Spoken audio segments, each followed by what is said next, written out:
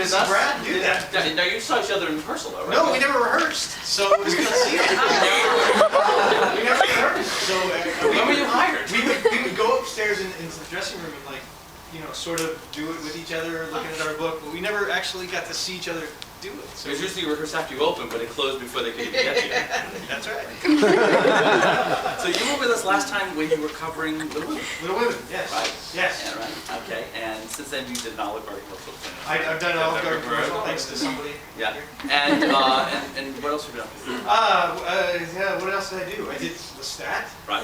which also closed in a short period of time. That was after Little Women. And I have 3 kids now. I think I had one when I was doing that, so I now we all know what I've been doing. Ladies and gentlemen, Jim Stanek. Okay.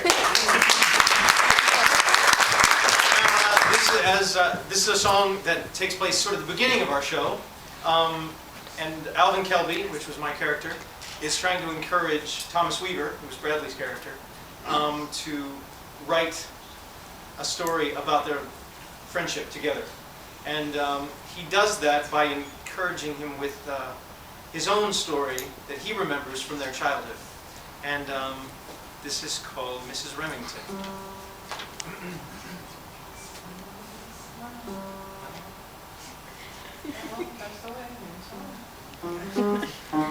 Thank you. The beginning. A story about Alvin Kelby. My mom passed away in the summer I turned 6 and left a single father and his son. But Dad had the bookstore with a leaky roof to fix, so I was on my own, facing the unknown, the terrifying prospect of grade 1. But at the time, how was I to see a kind and gentle soul was waiting there for me? Mrs. Remington, our first grade teacher, made elementary school a better place. But her single most disturbing feature was the coarse black hair on her face. Maybe she was menopausal, lack of estrogen would cause a lot of odd conditions, some acute. The irony would never phase her, namesake of a famous razor, and to be so facially hirsute. But Mrs. Remington smiled, and she would brighten my day. Back then, a teacher hugged you to make you feel okay. Though my face sort of stung from Mrs. Remington's beard. When she held me, my problems disappeared.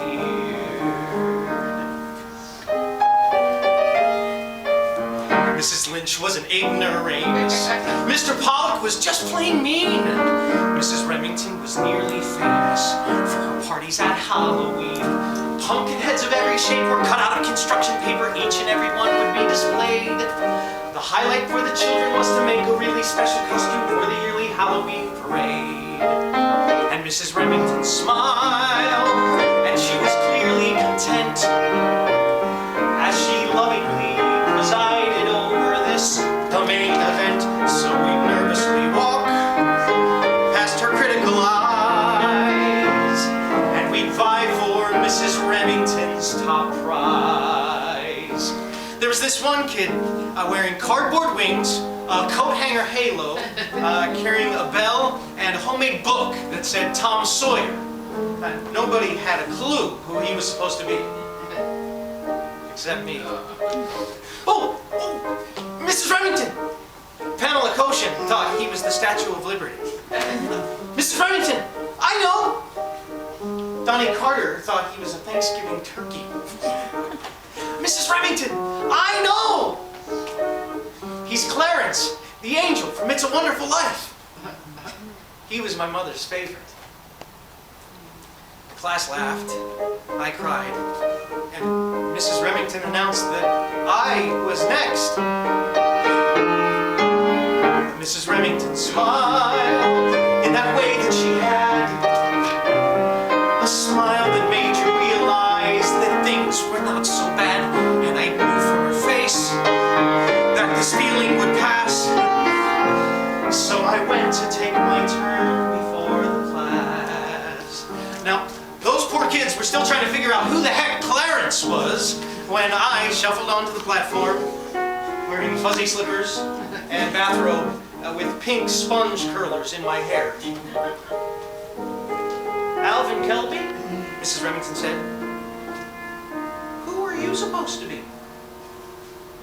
I'm a ghost. The ghost of my mother. Lunch that day was awful lonely, sitting by myself and only, wearing fuzzy slippers and chenille. While all the kids were making fun, in came Mrs. Remington, with Clarence dragging slowly on her heel. Clarence, she said, I'd like you to meet Mrs. Kelby. She's a big fan of yours. And Mrs. Remington smiled, because Mrs. Remington knew that the battlefield of childhood was easier with two.